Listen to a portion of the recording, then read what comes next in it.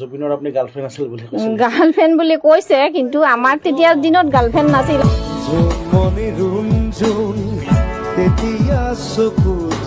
জোনমণি গগৈ, আপুনি এতিয়া ক'ত থাকে? নলবাৰীত থাকো।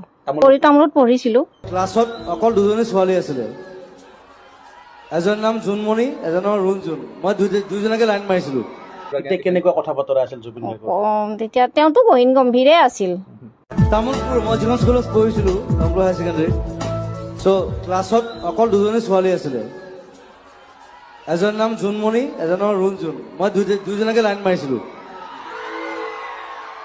সেইকাৰণে লিখিছিলো জোনমণি ৰুণজোন তেতিয়া চকু জোন নিভা যাবে গন থোপা থোপে খৰা খুন। That's a crazy love, actually. তাৰিখ কৰেছে মনে জানো।